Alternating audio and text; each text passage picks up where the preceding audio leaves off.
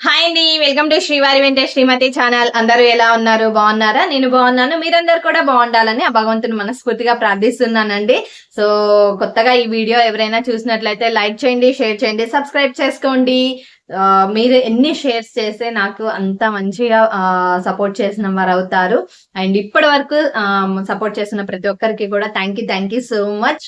ముందుగా మీ అందరకు క్షీరాబ్ది ద్వాదశి శుభాకాంక్షలు. క్షీరాబ్ది ద్వాదశి అంటే మనం తులసి కళ్యాణం చేస్తామన్నమాట. అంటే అది ఫస్ట్ నుంచి ఆనవాయితీగా ఉన్న వాళ్ళు తులసి కళ్యాణం అనేది చేస్తూ ఉంటారు, లక్ష్మీ తులసి, కృష్ణ తులసికి.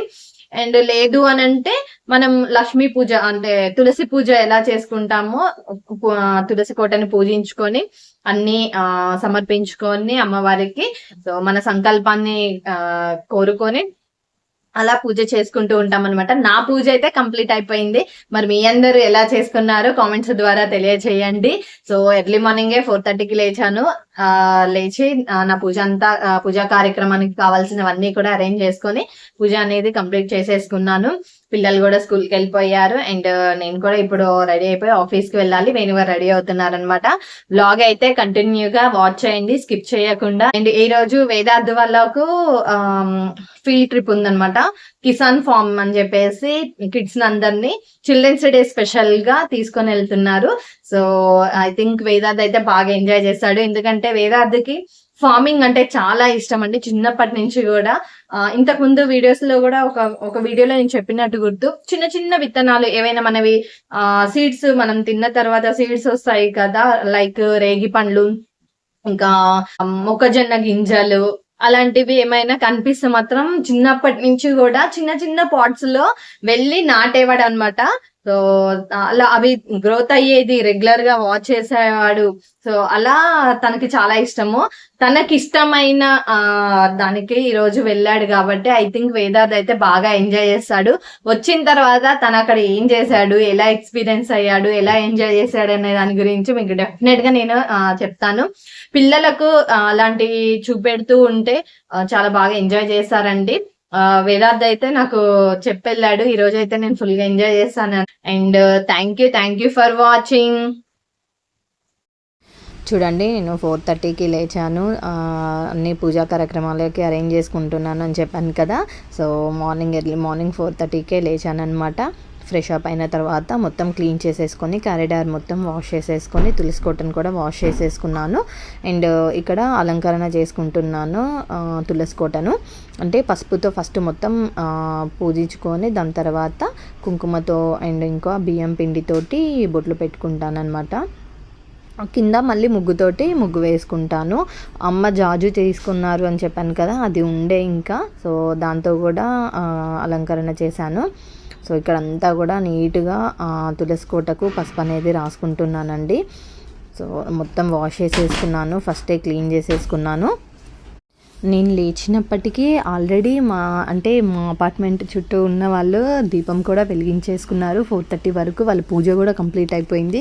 సో ఇంకా వాళ్ళు ఎంత ఎర్లీగా లేచి ఉంటారో అనుకున్నాను. సో ఆల్మోస్ట్ నేను కూడా ఎర్లీగానే చేసేస్తున్నాను అనమాట. మళ్ళీ ఈవినింగ్ నాకు ఆఫీస్ నుంచి వచ్చేసరికి ఇవన్నీ చేసుకోవడానికి కుదురుతుందో లేదో అని చెప్పేసి ఎర్లీ మార్నింగే చేసేసుకున్నాను.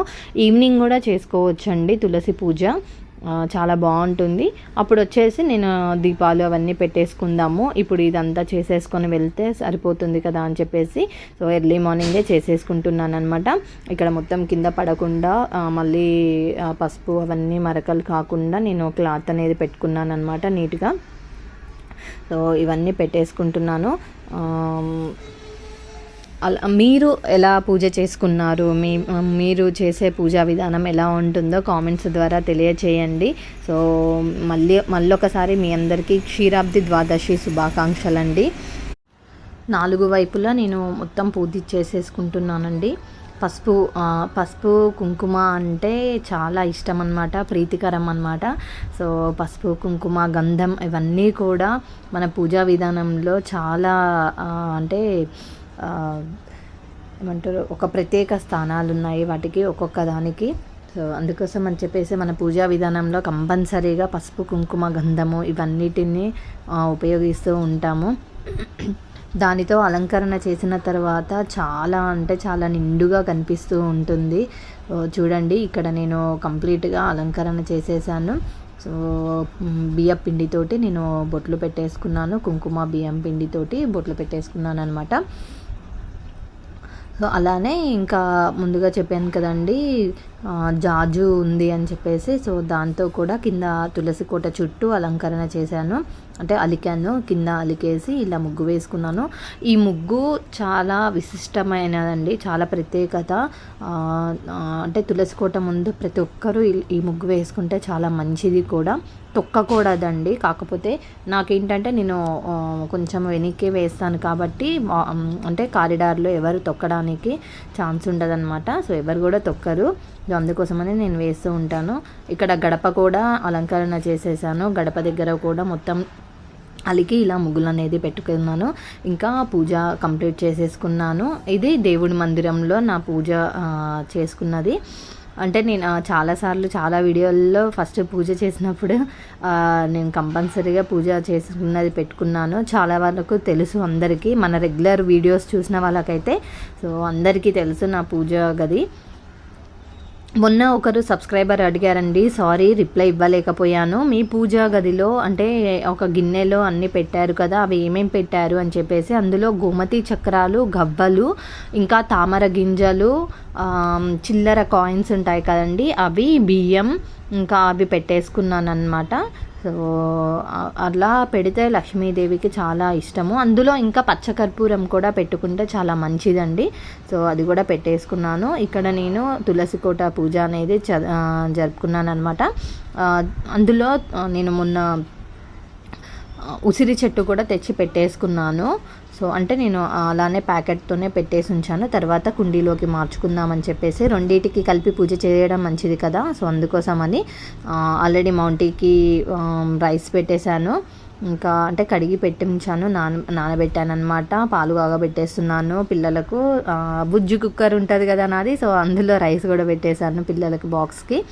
అండ్ ఇక్కడ టమాటో పప్పు చేస్తున్నాను, చపాతీస్ చేస్తున్నాను. వేదార్థ్ ఏంటి అంటే లంచ్ బాక్స్ రైస్ ఐటెం తీసుకొని వెళ్ళరు. ఈరోజు ఫీల్డ్ ట్రిప్కి ఎప్పుడు వెళ్ళినా కూడా రైస్ ఐటెం అనేది తీసుకెళ్లారండి. లైక్ స్నాక్స్, ఇంకా చపాతీస్, పూరి, అట్లా ఆ టైప్ ఆఫ్ తీసుకొని వెళ్తారు బ్రేక్ఫాస్ట్కి సంబంధించినవి. కానీ చపాతీస్ అయితే ఈజీగా ఉంటుంది, చపాతీస్, పూరీస్ అట్లా తీసుకొని వెళ్తూ ఉంటారు. సో నేను ఇక్కడ టమాటో పప్పు అండ్ చపాతీస్ చేసి పెడుతున్నాను వేదార్థకి. సో జస్సుకి కూడా అవి పెట్టేశాను. ఇంకా కర్డ్ రైస్ అలా పెడతా అంటే వద్దన్నాడు వేదార్థ్. ఇక్కడ నేను చపాతీస్ చేస్తున్నాను. వాళ్ళ ఫ్రెండ్స్కి కూడా ఇష్టం అండి నేను చేసే కర్రీస్ అవన్నీ కూడా. ఎక్స్ట్రా తీసుకొని వెళ్తూ ఉంటాడు ఎప్పుడు కూడా.